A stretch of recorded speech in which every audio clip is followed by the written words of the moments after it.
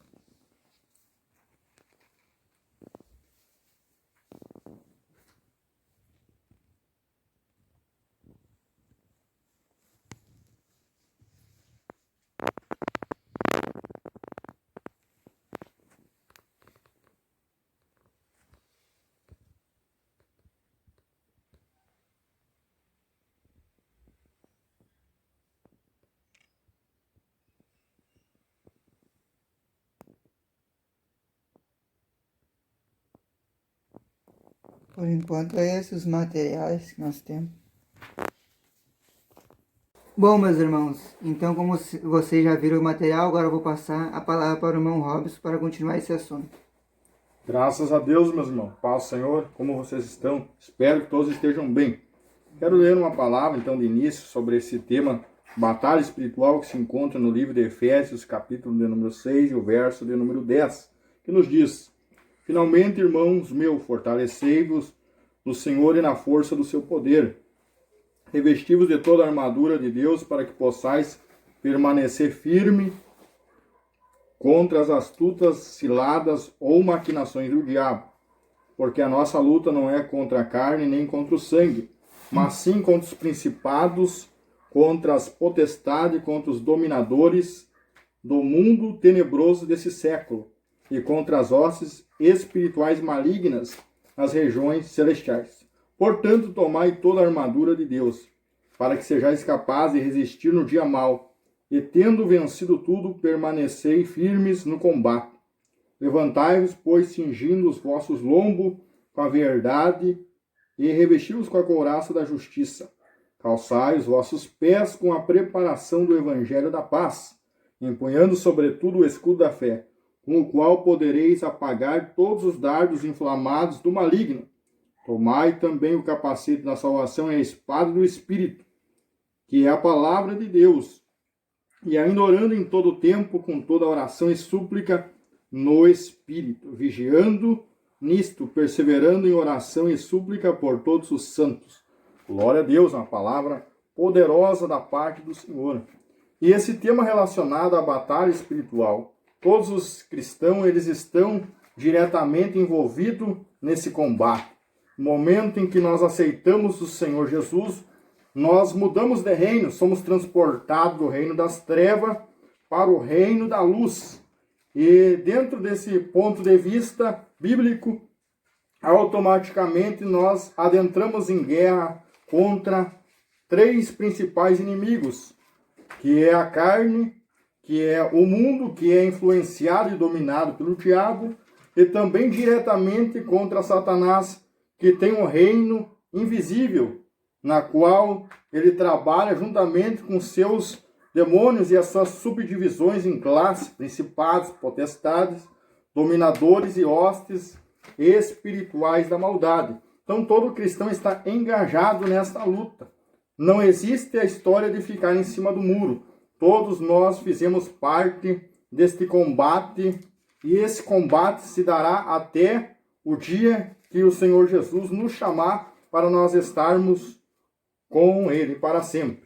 Então, dentro desse assunto, quero falar alguns livros que nós temos aqui relacionado a esse assunto. Por exemplo, temos aqui o livro Demônios e Libertação, de um autor americano, Max Lucado, e também o livro Desfazendo os Laços do Diabo. Aqui nesses livros que nós temos aqui, são falados vários assuntos relacionados à área de libertação. Esta área de libertação, ela faz parte do corpo de Cristo.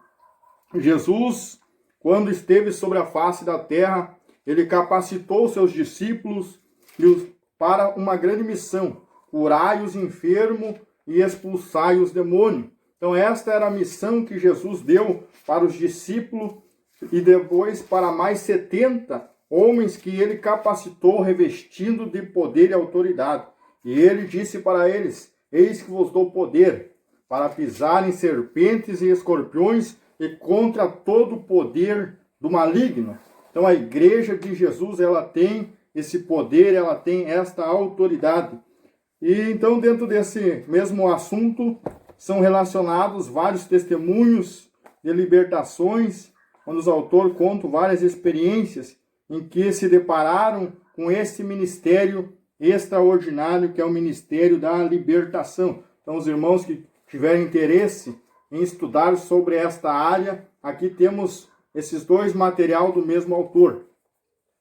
Também temos materiais relacionados a demônios familiares, do S.V. Milton, um profícuo escritor evangélico do Brasil, onde ele faz uma análise relacionada ao sincretismo religioso da nossa nação. Então ele acabou fazendo um estudo completo sobre esta área e escreveu alguns livros. Por exemplo, esses demônios familiares. O irmão Samuel já tem um vídeo relacionado a esse tema. Irmão Samuel, você quer dar um comentário sobre demônios familiares? Demônios familiares, eles estão relacionados a uma hierarquia de Satanás, que ela é bem distribuída e bem colocada, que seria na potestade do ar. Por que potestade? Porque sabemos que desde o início da Terra até os dias de hoje, os demônios eles têm esse livre acesso entre a dimensão das regiões celestes e a Terra. Por mais que eles estejam ilegais, eles continuam vindo aqui para possuir corpos, onde é o seu único passaporte. Então, historicamente, a potestade ela tem gravada em si, na sua dimensão, né, diversas famílias. Eles passaram por diversas situações. Então, eles têm relatos familiares de nossos pais, de nossos avós, tataravós e assim diante. Então, como eles tiveram base legal para os nossos antepassados, diretamente eles vão atacar as gerações vindouras, como tal em repetir ações de pecados escondidos pelos nossos familiares, tipo adultério, alcoolismo, vícios em drogas e vários outros pecados ocultos que tiveram nossos familiares. Por isso é bom quando nós adentrar no mundo da luz, saindo das trevas, como o irmão Robson falou, nós devemos pedir misericórdia para Deus pelos nossos pecados e quebrar essa maldição que está nos ares, para que não repita com os nossos familiares, evitar essa maldição. Para quebrantar isso aí, a gente tem que pedir perdão para os pecados dos nossos pais, né? Que de repente algum familiar já partiu, né? Mas ficou gravado no mundo espiritual isso aí, né? Como base legal para os demônios agirem. Então, vencendo isso aí é só em oração, em libertação constante com Cristo. Só Ele pode quebrar essa maldição. Mas a pessoa que não conseguir chegar nesse nível de espiritualidade com Deus, ela está sujeita a praticar os atos de seus familiares passados. É só uma pequena base, né? Porque esse assunto vai muito além. E aqui hoje nós vamos falar relacionado a vários assuntos paralelos. Graças a Deus pela explicação do irmão Samuel. Como ele mesmo explicou, né? Espíritos familiares estão relacionados com famílias. E alguns exemplos de alguns servos de Deus que tiveram problemas familiares. Por exemplo, Noé teve um problema familiar com seu filho Cão, e através do pecado de Cão, houve a entrada de vários espíritos familiares dentro da genealogia humana. E assim temos inúmeros exemplos. O próprio povo de Israel, quando se associou a ídolos, que a Bíblia nos fala que esses ídolos, eles representavam demônios que os povos da época serviam. Então, automaticamente, no momento que eles se associaram a esses ídolos, esses espíritos familiares adentraram no seio das suas famílias. Então, no momento que nós aceitamos Jesus, os espíritos malignos que outrora nos influenciavam ou nos dominavam, eles são repreendidos, porque Jesus é o mais valente. Mas automaticamente os espíritos familiares, eles ficam buscando algum familiar que dê alguma legalidade ou que de alguma forma permita a entrada desses seres. Eles acabam entrando nas famílias. E é por isso que a gente vê, por exemplo, uma família em que acontece muitas desgraças, muita morte, muita violência, ou todos vão para o caminho da prostituição, o caminho do álcool. São espíritos familiares que estão operando dentro dessas famílias. Talvez alguns dos nossos ouvintes tenham algum familiar ou algumas pessoas que eles conheçam que estão nesta batalha. São demônios que agem em famílias, mas todos podem ser destruídos pelo poder e autoridade do nome de Jesus. Também tem esse livro do mesmo autor, chamado Demônios Territoriais. O que seria demônios territoriais? São demônios que agem em um determinado território. Por exemplo, o nosso país é o Brasil. Dentro da nossa nação, há certos espíritos que trabalham no território nacional, trabalham nos estados, trabalham nas cidades. São espíritos territoriais. Um exemplo disso a gente vê no livro de Daniel, capítulo de número 10, o verso de número 12 até o verso de número 20, que nos conta a história que Daniel estava orando, pedindo uma resposta para Deus de uma revelação que ele tinha recebido.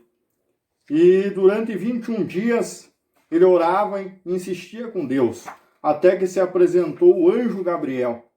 E o anjo Gabriel, aquele que assiste diante de Deus, ele disse: Daniel, homem muito amado, desde o primeiro dia que tu começaste a orar, a tua oração chegou diante de Deus, e eu vim trazer-te a resposta. Porém, o príncipe do reino da Pérsia, ele me resistiu, e durante 21 dias houve uma intensa batalha espiritual entre o anjo Gabriel, que quer dizer herói de Deus, e o príncipe da Pérsia, e eles procuravam impedir que a oração de Daniel fosse respondida. Porém, Deus deu ordem ao arcanjo Miguel, chefe dos anjos, Arque, aquele que é primeiro, um dos anjos principais. O guerreiro do Senhor, ele veio, venceu o príncipe da Pérsia e permitiu a entrada, a chegada do anjo Gabriel até o profeta Daniel. Então a gente pode observar que há uma batalha no mundo espiritual entre os agentes do bem contra os agentes do mal. E podemos observar também dentro desse ponto de vista que o anjo Gabriel disse assim: eu estou indo embora e agora vai vir ao meu encontro o príncipe da Grécia. Estudando a área política dessa passagem bíblica, nesta época o império predominante que estava em evidência era o Império Persa. Era ele que estava dominando todas as nações do mundo. Mas segundo a profecia bíblica que Deus deu para Daniel, o próximo império que se levantaria seria justamente o Império da Grécia. Então, a gente pode ver que dentro do cenário mundial existem muitos impérios, muitas nações que predominam sobre o mundo. E por detrás delas há um principado que age de forma poderosa para que os intentos de Satanás eles venham ser colocados em evidência. Mas a Igreja de Cristo, ela tem o poder e a autoridade para resistir a esses demônios territoriais. E eu passo a palavra ao irmão Samuel nesse momento. Essa questão de territórios, né? Os operários de Satanás são bem colocados e treinados nessa questão, né? Principados, eles agem na área internacional. Potestades, eles lideram a parte nacional e dominam certas nações. Com várias questões, né? Tem, como ele falou ali da questão do nosso Brasil, né? Dá para perceber que ele é dominado por uma área de idolatria também, né? E na área de sexual depravada, né? E temos os dominadores ou príncipe das trevas que dominam regiões, atuam através dos príncipes da cidade e região, através dos príncipes do povo. Nos dias da paixão de Jesus, os príncipes das trevas estavam atuando livremente através dos príncipes do povo, manipulando-se da mesma forma como atuam hoje nos líderes civis, religiosos, políticos da região. Um político cristão deve ter bem clara esta verdade antes de que tome posse da sua cadeira. Então, os dominadores, eles atuam em bairros, em vielas, em favelas. Eles atuam na área de drogas, idolatria também. Eles colocam vícios e assim em diante, né? Essa é a parte de territorial que eu dei algum resumo, né? Bem curto. Vou passar a palavra de novo para o irmão Robson, antes de nós entrar em outras questões. E relacionado a esses assuntos espirituais, de batalha espiritual, também no nosso país e o mundo em si, o inimigo ele atua de diversas maneiras. Ele atua através das drogas, da prostituição, do tráfico, mas também ele atua na área do engano. E de que forma ele faz isso? Atuando através de segmentos religiosos que introduzem o ocultismo dentro das suas reuniões, dentro do seu culto. Um exemplo disso é a maçonaria. Um autor americano, William Schoenberg, Maçonaria por trás da fachada de luz. Então esse escritor desse livro, ele serviu como maçônico, e aqui então ele fala a questão de vários graus da maçonaria, né? E a gente percebe que a maçonaria ela faz parte do implante do governo do anticristo. Ela é uma ordem secreta que já tem ativa há mais de 300 anos, desde a época da Revolução Francesa. Alguns historiadores dizem que ela é mais antiga ainda, mas a maçonaria moderna, ela tem mais ou menos uns 300 anos. E ali ela trabalha como uma reunião. E eles dizem que não é um sistema religioso, mas tem inúmeros símbolos religiosos, são reuniões secretas, reuniões ocultas, e eles estão em busca de uma luz. E a pergunta que se forma é: um cristão pode ser maçônico ou não? Sabemos que existem muitos pastores, muitos líderes que estão envolvidos com a maçonaria.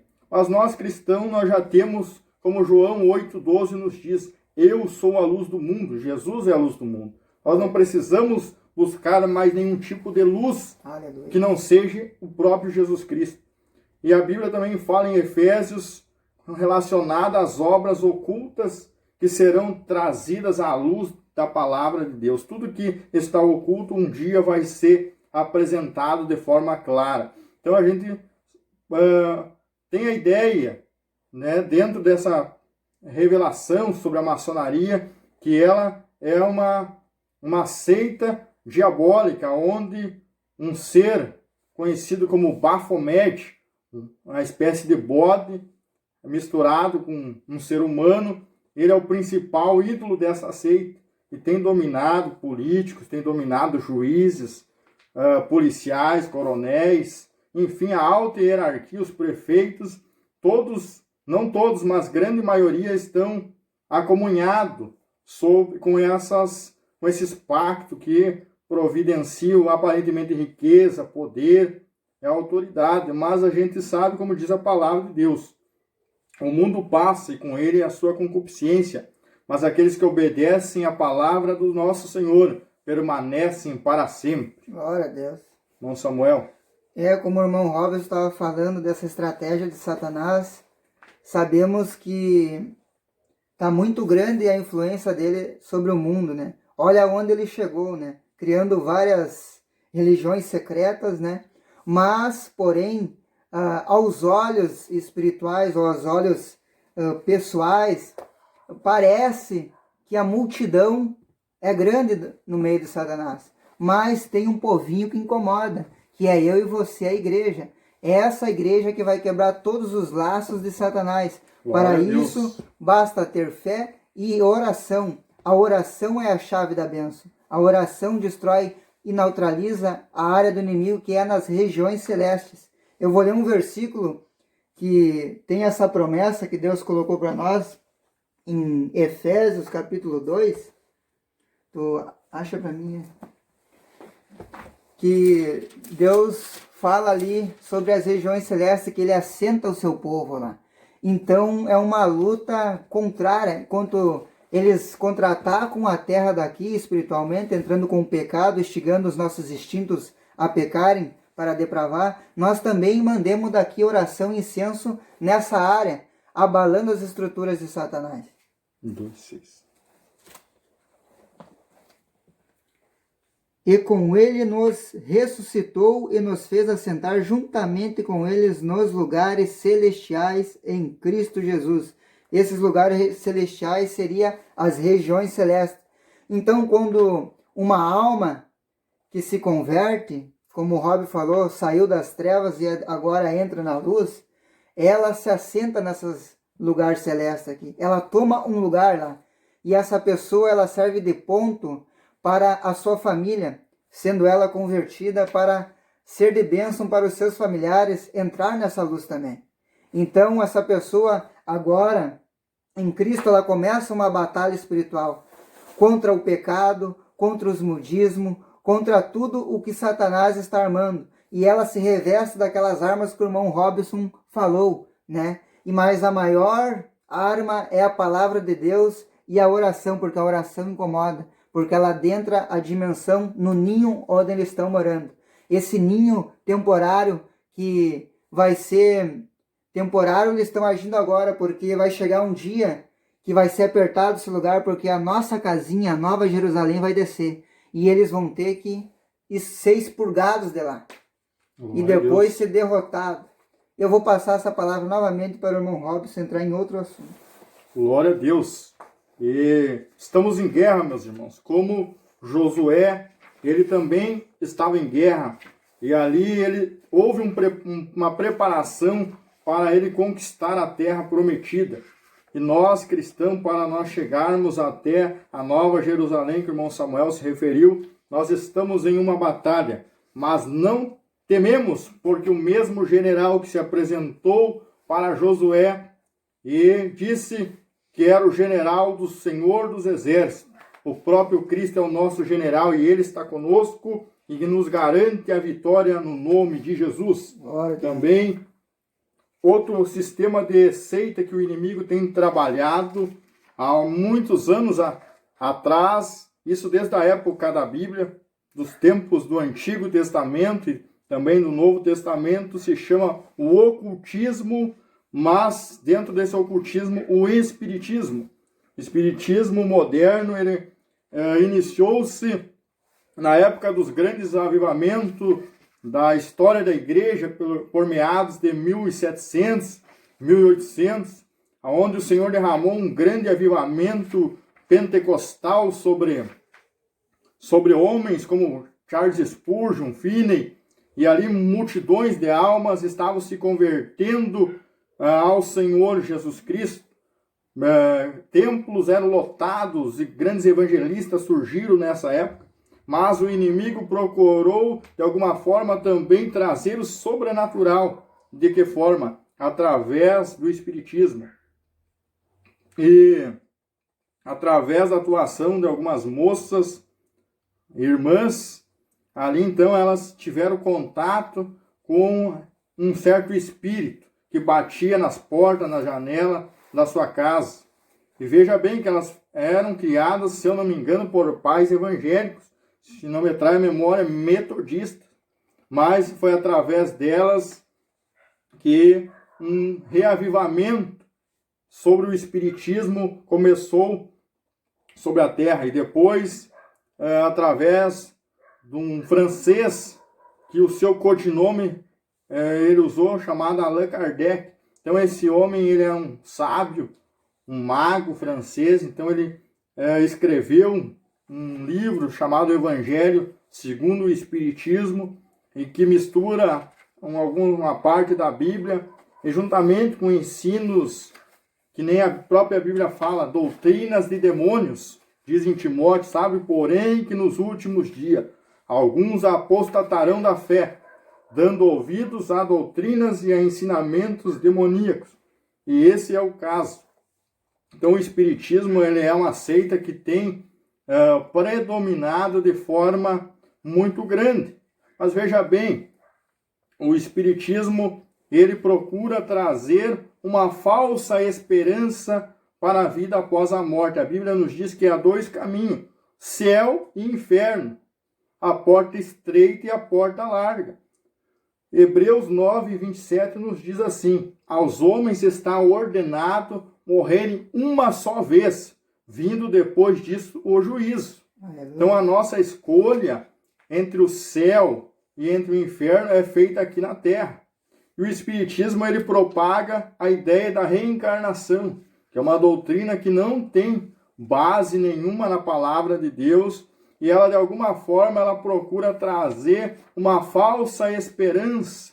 E ali o médium também ele trabalha no sistema de trazer alguém que foi morto para ter contato com aquela pessoa que sente saudade.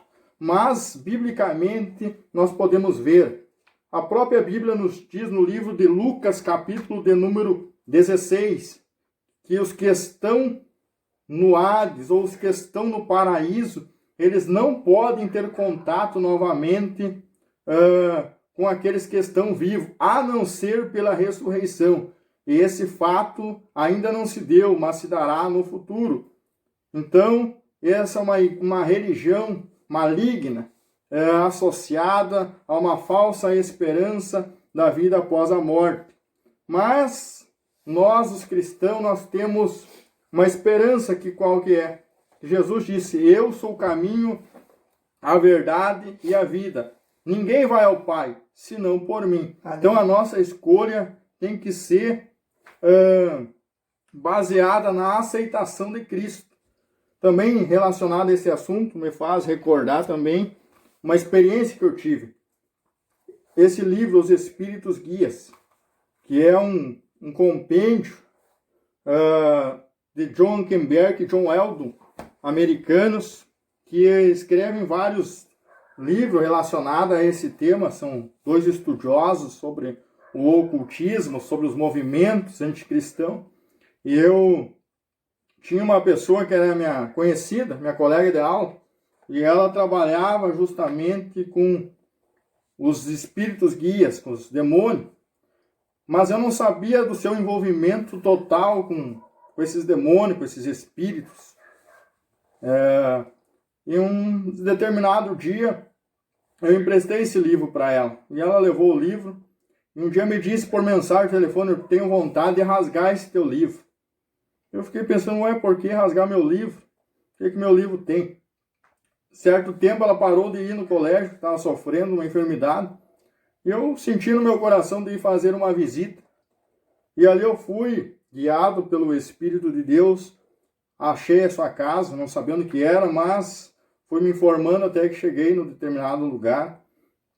E ali o Senhor me deu uma mensagem, me ordenou que eu pregasse o Evangelho de Cristo.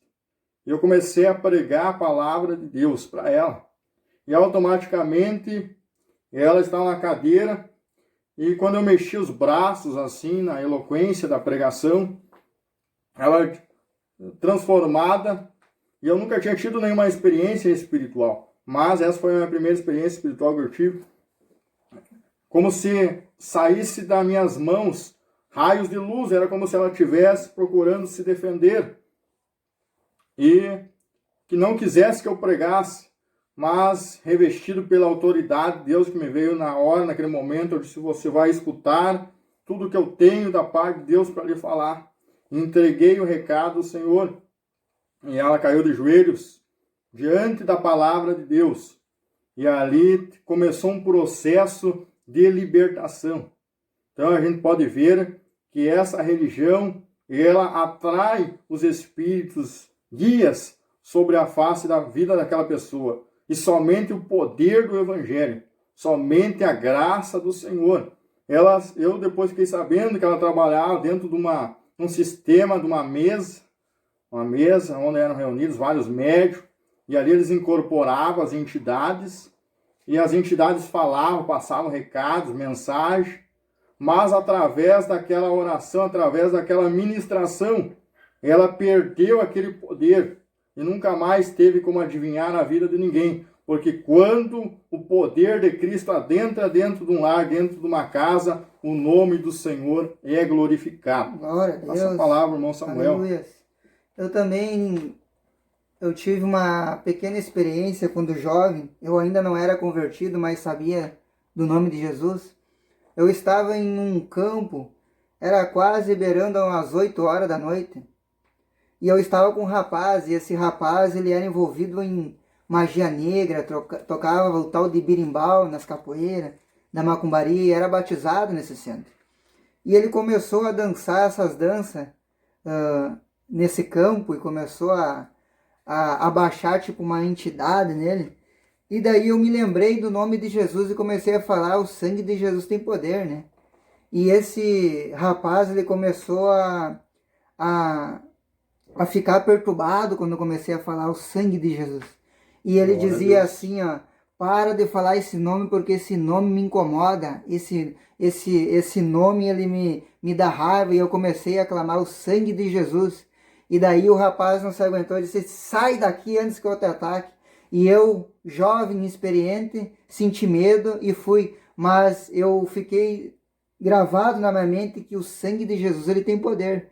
Mesmo eu não preparado religiosamente, espiritualmente, o Espírito, creio que foi o Espírito Santo que naquela hora, né, interviu para mim clamar o nome de Jesus. E esse nome mexeu com a estrutura desse rapaz, né? E ele teve também uma experiência que o Deus que ele servia, né, as entidades, não suportavam esse nome. Eu deixo esse pequeno testemunho, né? Glória a Deus por esse testemunho do irmão Samuel. Então, como nós podemos ver, o poder do nome de Jesus, o poder do sangue de Jesus, juntamente com a armadura de Deus, são ferramentas, armas espirituais que Deus outorgou para a sua igreja. Então você, meu irmão, minha irmã, amigo, que faz parte da igreja do Senhor Jesus Cristo, você é um membro, você faz parte da igreja espiritual do Senhor. Aonde você estiver, você é a luz. E você tem poder, né, irmão Samuel, de conquistar aquele território, de dominar pela fé, lá no ambiente do teu trabalho, da tua escola. Aleluia. Você tem esse poder de ali fazer com que o inimigo retroceda. Glória. E as obras do Senhor sejam engrandecidas. Nós podemos estar nessa dimensão na nossa casa, onde estiver, mas se os cristãos, se unissem em espírito, nós fazia grandes estragos no mundo espiritual. Direto no principado, para tremer as bases, para ele não ter mais força para colocar seus planejamentos em ação. Porque se um justo estiver num bairro corrupto, onde tem droga, onde tem prostituição, se este justo buscar em oração, as coisas vão começar a fechar. Esses tempos eu entrei numa campanha de oração, comecei a orar pelas bocas de fumo no meu bairro. E passou umas 2 semanas, eu olhei no noticiário que um laboratório onde fazia droga foi fechado no meu Glória a bairro. Deus. Então isso claramente é o poder da oração. Glória a Deus. Glória a Deus. É verdade, irmãos. A igreja ela tem o poder de dominar o mundo espiritual. Satanás tem que respeitar a igreja que ora, que jejua, que tem a palavra como única regra de fé. Ele tem que retroceder, porque, como o irmão Samuel leu, a igreja está assentada nas regiões celestiais. E a Bíblia diz, acima, irmão Samuel, de todo principado, de toda potestade, todos os dominadores, eles estão sujeitos ao poder da igreja. Nós temos essa autoridade de dominar o mundo espiritual. Nós temos essa chave. Se todo cristão, irmão Samuel, chega a descobrir esse poder, essa autoridade, um grande avivamento provavelmente viria sobre a nossa nação, e a justiça de Deus, o reino do Senhor, que é um reino de justiça, porque justiça é a base do trono de Deus. Imagina se nós se reunisse num propósito, todas as igrejas, esquecesse a placa ou esquecesse as indiferenças e buscasse num propósito levantar as mãos na frente de uma prefeitura, na frente de um hospital, na frente de um presídio, pessoas seriam libertas, cativos seriam libertos. Imagina o poder da oração, ela adentra a atmosfera, porque nós temos esse poder, Deus nos deu essa chave. A igreja, ela é importante nesse mundo. Essa nação, pequena nação aos olhos, né, do homem comum, mas nós somos uma nação poderosa, aquela escolhida que vai subir no arrebatamento. Nós temos esse poder de ser predadores do mal. Eles têm que ter medo da igreja. Se a igreja descobre esse segredo e mandar eles para a prisão, que é o abismo, eles estão ralados, eles não chegam perto de um crente. Graças a Deus. Então a igreja ela tem esse domínio do mundo espiritual. E é isso que o inimigo ele procura fazer com que as pessoas não cheguem a esse pleno conhecimento da verdade, que se acomoda a ser um cristão fraco, fragilizado, um cristão, como diz aí o termo atual, mimizento.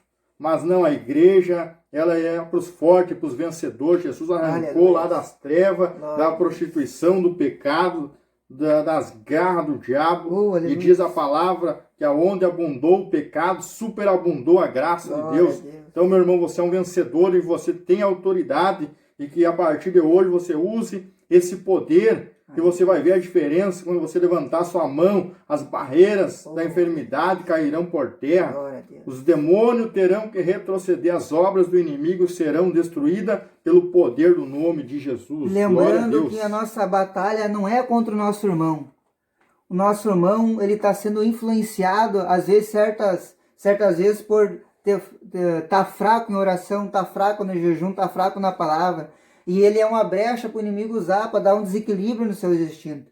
Então, meus irmãos, nós temos que colocar na nossa cabeça, a nossa briga não é através de fofoca, não é através do Facebook largando dardinho por mão, não é através de certas mil coisas que o inimigo coloca na cabeça. A nossa batalha é invisível. E nós temos que colocar na cabeça que elas são nas regiões celestes, é lá que está a nossa vitória, o nosso domínio. Se nós conseguirmos dominar lá, as portas se abrem, não precisa correr atrás de mais nada, revelação, profecia, nada.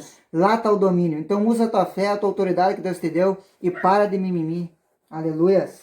Faz-me lembrar um fato aonde um pastor pregando, ele trouxe uma revelação da parte de Deus, e ali ele fez a comparação quando um exército ele vai para uma guerra, e ali ele está sem um preparo, sem um armamento para vencer o seu opositor. E o que ele faz? Ele procura fazer armamentos falsos, armas falsas, e ele coloca ali jipe de papelões, igual um jipe de verdade, caminhões, aviões, parecendo ser um arsenal. E o que ele faz? Ele ativa esses mecanismos, e aí o exército opositor, que é o exército preparado, o exército que tem um armamento poderoso para vencer a guerra, mas sem ter um discernimento, ele acaba disparando as suas armas, o seu armamento contra aquele falso exército. Isso faz com que eles acabem gastando munições. E então é possível, através disso, aquele outro exército mais fraco, mas com essa estratégia de guerra, muitas vezes acabar vencendo.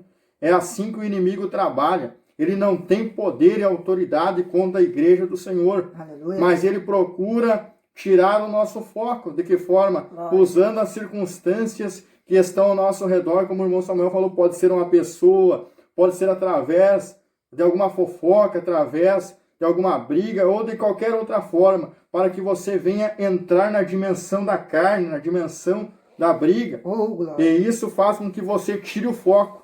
Mas no momento em que você observar e diz, não, isso aqui é um jipe de papelão, eu tenho que vencer a guerra na dimensão do mundo espiritual.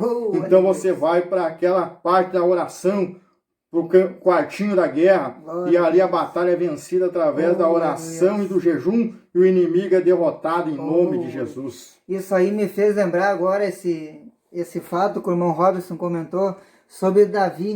Ele não perdeu tempo com o escudeiro, ele foi logo no principado, derrubou o mais importante, que foi Golias.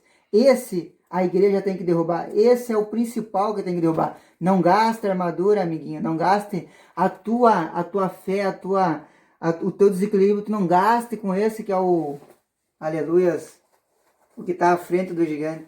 Vai reto no gigante, que esse é o principal. Lá está a vitória. Aleluia. Glória a Deus.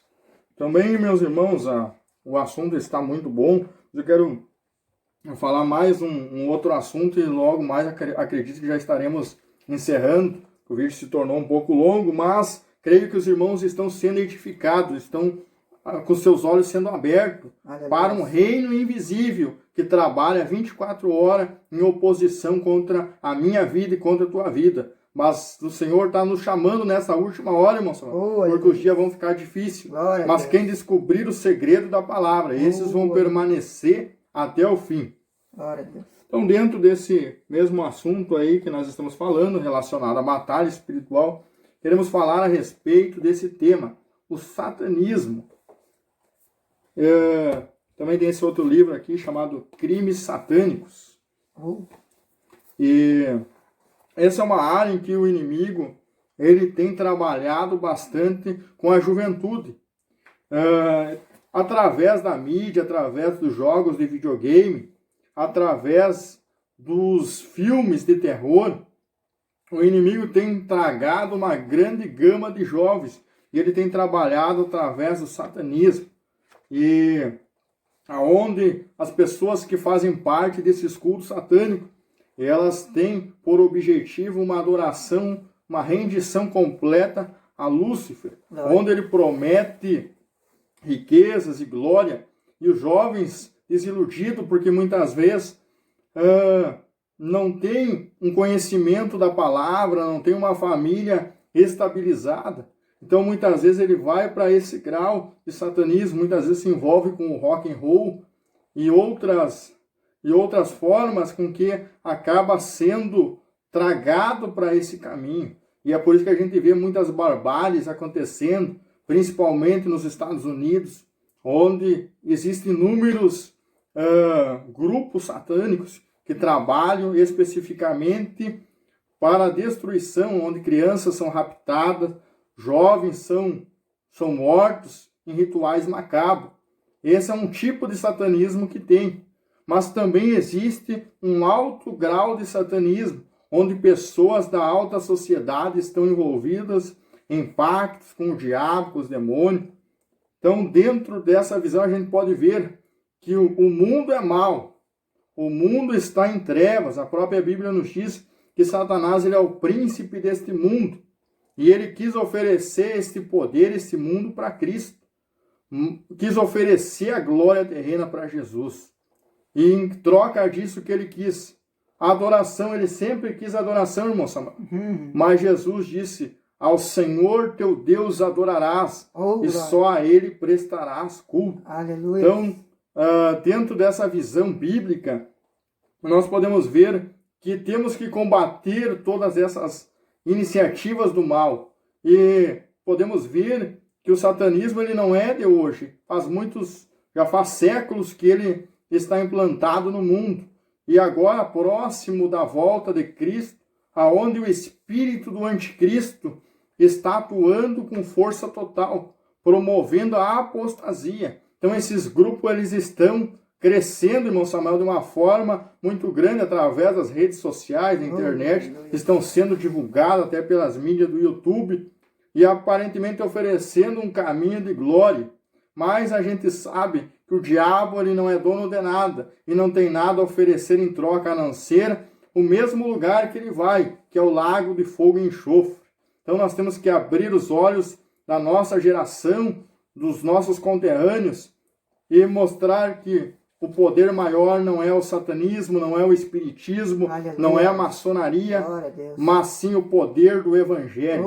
Esse sim tem o poder e a autoridade para libertar. Talvez você conheça alguém que esteja envolvido com essas práticas malignas, mas quero lhe apresentar que o Rei dos Reis e o Senhor do Senhor, a Bíblia nos diz que ele se manifestou para destruir, para desfazer as obras do diabo. Aleluia. Então, como o Robson falou, né, Robson, que a importância é nós continuar firmes na palavra, porque os dias estão próximos. Então, o povo de Deus tem que estar firmado nessa palavra eficaz e verdadeira. Pois pode o mundo estiver corrupto, como está, com várias religiões, várias, aleluias, armadilhas de Satanás para ganhar as almas, para ir junto com ele para o lago de fogo. Esse é o objetivo dele. E contra o seu Criador, aleluias. Mas ele não cria nada, ele não faz nada. Vai chegar o dia que ele vai ser derrotado e esmagado pela igreja. Glória a Deus. Aleluias. Então nós deixamos essa pequena palavra, esse pequeno estudo, essa amostra dos materiais. Seu irmão Robson quer falar mais alguma coisa? Eu quero concluir, irmão Samuel, lendo uma palavra poderosa que se encontra no livro de Romanos, capítulo de número 16, Aleluia. E o verso de número 20. Vamos achar rapidamente Romanos 16, 20. Eu creio que é o resumo de tudo aquilo que nós falamos nesta oportunidade. Diz assim: e o Deus da paz esmagará em breve a Satanás debaixo dos vossos pés. A graça de nosso Senhor Jesus Cristo seja convosco. Amém. Glória a Deus. Paz, meus queridos. Deus abençoe a todos em nome de Jesus. Que palavra.